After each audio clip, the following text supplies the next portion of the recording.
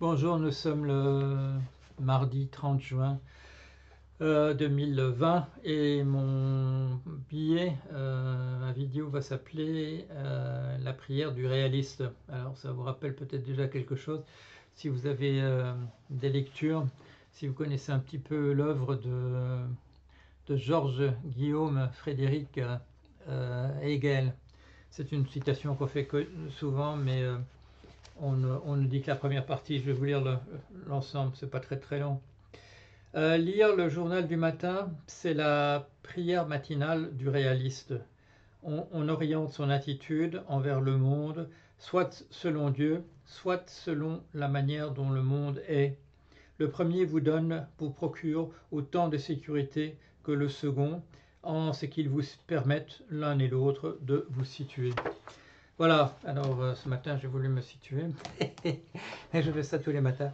Mais ce qui est amusant évidemment, c'est cette idée de prière du réaliste. Et du coup, ça pose la question de que fait l'autre, celui qui croit en Dieu. Que fait-il quand il lit le journal du matin? Un jour comme aujourd'hui, il doit se dire certainement que les desseins du Seigneur sont impénétrables. Je vais faire un petit tour de l'actualité. J'ai lu les journaux. Qu'est-ce que je lis d'habitude? Je lis le Monde, je lis le Guardian, je lis le Wall Street Journal, je lis le Financial Times, et je lis le Washington Post et le New York Times. Et ce matin, j'ai commencé par l'Écho, l'Écho de la bourse belge, parce qu'il y a un article à moi qui a probablement paru ce matin. Et j'ai appris que le roi des Belges a exprimé ses regrets pour le 60e anniversaire de l'indépendance du Congo. Moi, je me souviens, mon père était haut fonctionnaire et il participa dans des réunions de haut niveau, et puis il rentrait à midi là, pour le lunch. Et un jour, il est rentré, ça je me souviens, parce que c'était quand même, on savait ce que c'était le Congo. Et alors il a dit voilà, on a pris la décision de donner l'indépendance au Congo. Mais il a ajouté, je me souviens de ça, hein, de manière très forte, très vivace, et ça c'est parce que j'y ai repensé souvent après. Et il a ajouté, à partir de l'année prochaine, il nous coûterait plus cher que ce qu'il nous rapporterait, donc on va leur donner l'indépendance. Voilà comment ça se passe. Voilà pourquoi j'ai un certain cynisme vis-à-vis de la manière dont fonctionnent les gouvernements, les choses, la manière dont fonctionne un État, une administration, des cabinets ministériels. J'ai appris tout ça là, à la maison. Comment ça marche à l'intérieur d'une banque, ça je l'ai appris plus tard, mais c'est pareil, voilà, ce qu'on découvre dans la soute, c'est pas la même chose que ce qu'on vous raconte, qu'on raconte à l'extérieur. Alors voilà, nous exprimons nos regrets. On aurait pu se dire au moment même, hein, on aurait pu se dire, ça nous a tellement rapporté maintenant qu'on pourrait être un tout petit peu de sa poche, mais c'est pas comme ça que le colonialisme se concevait. C'était pas les missions des jésuites au Paraguay qui étaient pour la plus grande gloire de Dieu. Ça c'est pour la Belgique et le Congo. La France, il y a eu les élections municipales. On nous parle de raz-de-marée vert, je ne sais pas où il est. Vincent Verdun-Galpa a fait un petit billet sur mon blog. Lui aussi, il n'a pas vu où était le raz-de-marée vert, mais ça fait rien. Bon, on aime bien faire des titres et il faut bien dire quelque chose quand les gens viennent pas, pour voter. Voilà. Bon, on peut se dire, c'est bien que les gens n'aient pas tous voté Front National ou Rassemblement National, et tant mieux que ce soit pour les Verts, tant mieux que ce soit pour l'écologie. Ça montre quand même un certain ralliement de l'opinion. Mais pourquoi mon manque d'enthousiasme? C'est parce que c'est voilà, c'est le peu de gens qui sont allés voter, qui finalement sont allés voter pour l'écologie, et essentiellement dans des grandes agglomérations. C'est-à-dire que tous ces gens ne sont pas encore à la campagne, et ça fait partie des chiffres que je cite dans l'article qui doit paraître aujourd'hui dans l'Écho. En Belgique, il y a... Allez, devinez, combien de gens habitent à la campagne en Belgique? 2%, 2%. En France, c'est plus. En France, c'est plus. C'est 20%. C'est 20%. Mais c'est une lente érosion qui vient voilà, du 16e, 17e siècle. Et chaque année, il y a moins de gens qui sont là. Ça s'est pas encore renversé. Ça s'est encore jamais renversé. C'est toujours le chiffre de l'année prochaine est encore un peu plus faible. Et il est probable qu'on sera en dessous de la barre des 20, puisqu'on était juste à 20% maintenant. On va tomber à 19, quelque chose. Ah, il y a le soleil qui me rend tout blanc. Excusez-moi une seconde, je vais baisser un tout petit peu le volet pour... Voilà. Ah, ça me rend plus présentateur. Donc, il y a encore beaucoup de soleil. Oui, ça c'est la France.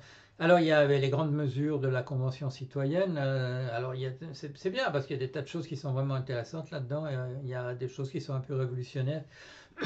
Mais évidemment, le président a dit, j'aurais pu lui faire la liste des trucs du plus révolutionnaire au moins révolutionnaire. Alors le président a dit, bon, on va en enlever 3 quand même. 3 sur, je sais pas, sur 150, c'est quand même, ou sur 70, c'est pas énorme. Mais malheureusement, c'est les 3 que j'aurais mis au-dessus comme étant les révolutionnaires. Et, et pour le reste, bon, on va voir. C'est bien, qu'ils disent voilà, qu'on va faire tout ça. Il faut dire que le jour où les journaux disent raz-de-marée vert, même si c'est pas vrai, ils se sont un petit peu, comment dire, poussés à dire que toutes ce sont des bonnes mesures. Malheureusement, celles qui touchent vraiment au cadre, celles qui touchent au fond même de l'affaire, celles-là, ben voilà, il suffit d'enlever celles-là, ne pas mettre dans la Constitution. Ah oui, non, pas, il y a des gens qui sont pressés de rentrer chez eux, donc à du 130, donc il est important qu'on ne fasse pas baisser à du 110 pour tout le monde. Et ainsi de suite. C'est pas la même chose. Là, je vous fais remarquer quand même, c'est pas la même chose. Faire baisser de 130 à 110 sur les autoroutes, c'est pas la même histoire que de faire baisser de 90 à 80 sur les routes secondaires. Alors, pourquoi? Parce que c'est pas les mêmes gens. C'est pas les mêmes gens. Moi, je vous dis, ça me concerne pas beaucoup. Je suis ni sur les uns ni sur les autres. Si une fois de temps en temps, une fois par an, 2 fois par an. Mais c'est pas la même chose, c'est pas les mêmes gens. C'est pas les gilets jaunes qui font du 130 sur l'autoroute. C'est de nouveau, ce sont les gens qui, ce sont ceux pour lesquels on a éliminé l'impôt sur la grosse fortune. Ce sont ceux à qui on fait des cadeaux. Ce sont les mêmes quand aux États-Unis où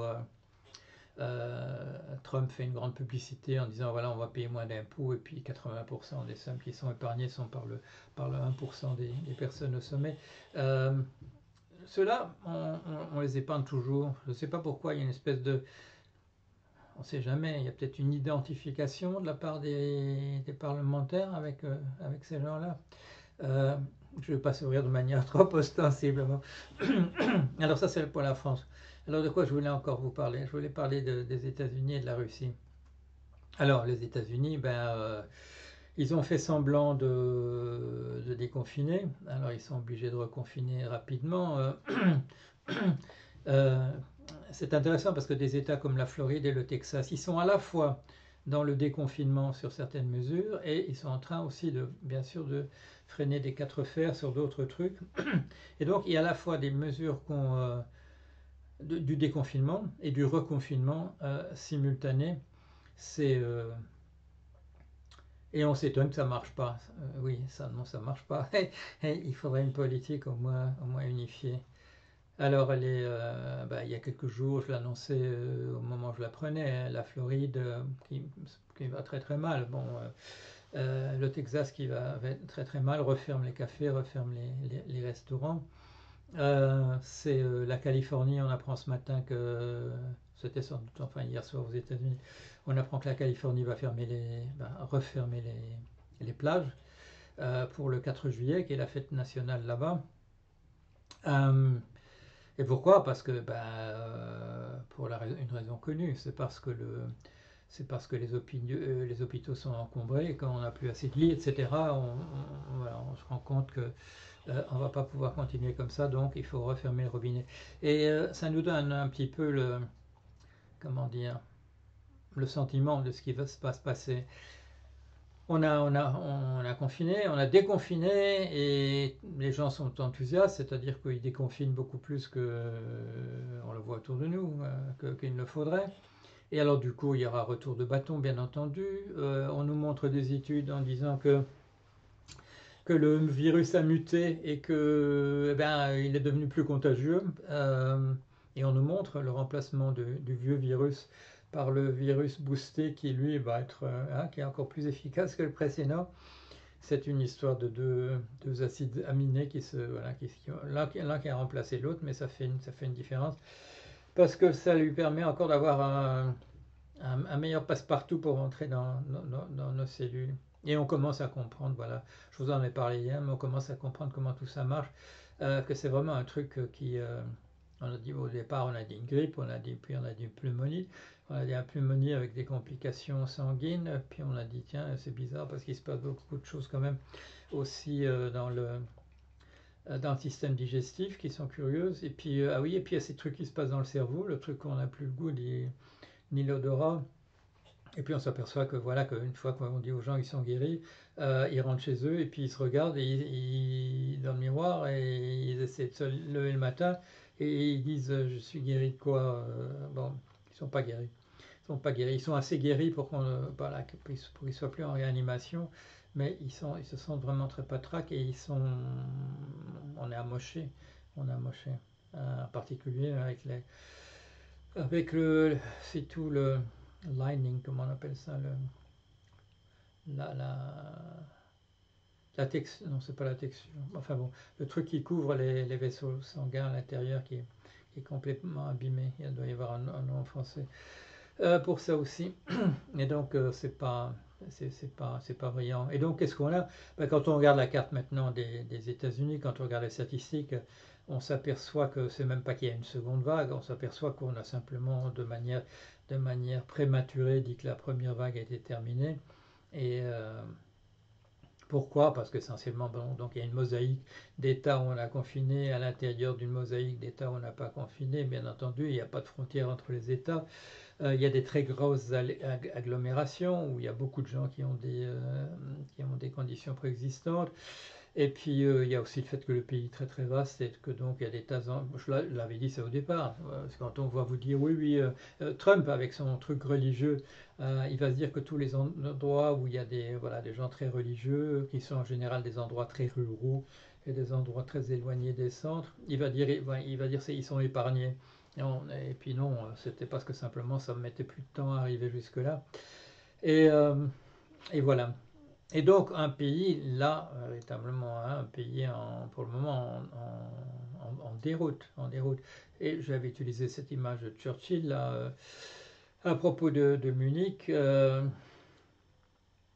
Entre le paix et la déshonneur, ils ont payé le déshonneur pour avoir la paix, et ils n'auront ni la paix et ils auront le déshonneur. Et même chose, les pays qui ont voulu à la fois qu'il n'y ait pas de morts et qu'on sauve à tout prix l'économie, ils ont eu les morts, et maintenant ils ont une économie qui va absolument à la catastrophe, parce qu'on rouvre et on doit refermer le lendemain, et donc c'est pas faisable.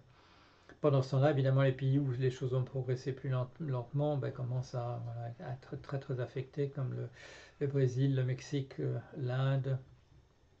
Et nous, on a quand même bien fait. On a bien fait de faire le déconfinement, on a bien fait de respecter la distanciation sociale, mais dès qu'on la lève, un truc qui n'a pas disparu, qui est devenu plus contagieux entre-temps, pour lequel il n'y a qu'une partie infime de la population qui s'est immunisée par le fait d'avoir été contaminée. Alors on nous dit, il y a des optimistes qui disent oui, mais en fait on s'en rend pas compte, mais il y a des gens qui sont immunisés pour une raison X ou Y. il faudrait le montrer. Il faudrait montrer que c'est ça. On peut toujours supposer qu'il y a eu des miracles ici ou là, puisqu'il y a bien des miracles voilà, de la transmutation du virus en quelque chose de plus virulent. Bon. Qu'est-ce qui nous reste? Bon, la Chine est en train d'annexer de fait Hong Kong. Les règles sécuritaires de Hong Kong vont passer, je sais pas, dans la journée,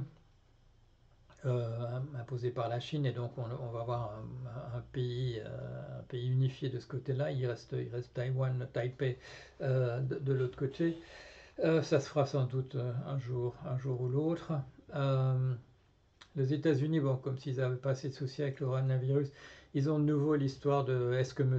Trump est vraiment un agent, j'ai toujours tendance à dire soviétique, un agent russe, parce qu'on s'aperçoit que c'était là en 2018, c'était il y a 2 ans, qu'on avait prévenu M. Trump qu'en Afghanistan, les Russes payaient des primes aux talibans, aux Afghans en général, qui tuaient des Américains. Bon. Alors, monsieur Trump dit qu'il n'était pas au courant. Sa secrétaire de presse dit que oui, comme l'information n'était pas tout à fait sûre, on ne lui avait pas transmise. Ça paraît absolument bidon. On avait dû lui dire. D'ailleurs, la question continue de se poser. Est-ce qu'on ne lui avait pas dit directement de Moscou et qu'il était au courant? Parce que cette histoire du fait qu'il est compromis par les Russes, dont on parle depuis 2016, un jour, on va découvrir que c'était vrai. Ça traîne. Il est parvenu, lui, en mobilisant le Deep State, parce que comme vous avez remarqué, le Deep State, il est à son service, il n'y a pas il y a pas d'hésitation là-dessus. Il est parvenu avec son ministre de la Justice, William Barr, à créer un Deep State, tout en hurlant qu'il y avait un Deep State tout à fait inexistant, qui n'a rien fait, qui est incapable de quoi que ce soit pour le déboulonner.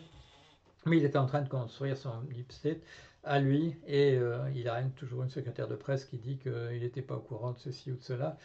Et donc il n'était pas au courant que les Russes payaient des primes pour qu'on se débarrasse des soldats américains. Alors tous ces trucs-là, bon, ça arrange quand même pas ses affaires dans l'opinion. Combien de gens croient qu'il n'était vraiment pas au courant alors que tout le monde était au courant autour de lui, en haut, en bas, sur le côté? Ça paraît peu vraisemblable. Le fait est qu'il le savait et qu'il a rien dit, de la même façon que quand il s'est trouvé devant Poutine et l'ambassadeur, et qu'on lui a dit, vous savez, la CIA et le FBI disent que, voilà, que ces gens-là avec qui vous êtes sont pas sympathiques vis-à-vis des États-Unis, et qu'il a demandé à Poutine si c'était vrai, et que Poutine a dit non, c'est pas vrai. Il a dit voyez, bon, ridiculisant ces services secrets qui ont des dossiers gros comme ça. Des gens qui sont inculpés, tout ça. Je suis en train de revoir tout ça parce que je prépare le 2e volume des aventures de Trump. Et voilà, je ne sais pas si je vais appeler ça l'homme de Moscou ou bien haute trahison. Je ne sais pas ce qui est plus vendeur. Je vais réfléchir. Enfin, l'idée est la même. Le problème est toujours là pour les États-Unis, bien entendu. Alors, on pourrait dire, et c'est le cas de M. David Ignatius aujourd'hui dans le journal, qui dit avec tous les sales coups que les Américains ont fait Russes, en particulier en Afghanistan, c'est simplement leur rendre la monnaie de la pièce. Oui, bien entendu. Ça ne veut pas dire que les États-Unis sont en bonne posture en ce moment, pendant que c'est eux qui reçoivent la monnaie de la pièce d'une vieille histoire. Mais donc, ce qui apparaît, voilà, c'est que la guerre est là, il y a une guerre froide. Quand on nous dira, quand est-ce qu'a recommencé la nouvelle guerre froide, on ne nous dira pas une date dans le futur, on nous donnera une date, je ne sais pas, il y a 2 ou 3 ans, peut-être justement, comme date les interférences, les ingérences russes dans la politique américaine et britannique. Parce que cette histoire, les Britanniques le savaient aussi. Les Britanniques le savaient aussi, et eux aussi, ils n'ont rien dit. Ni Madame May, Theresa May, Premier ministre, ni M. Boris Johnson, qui était son ministre des Affaires étrangères à l'époque, n'ont révélé non plus l'affaire au grand jour. Et là, le soupçon, il est que simplement parce que dans le même package, dans le même message, dans le même emballage, il était mis que les Russes étaient en train de financer la campagne pour le Brexit.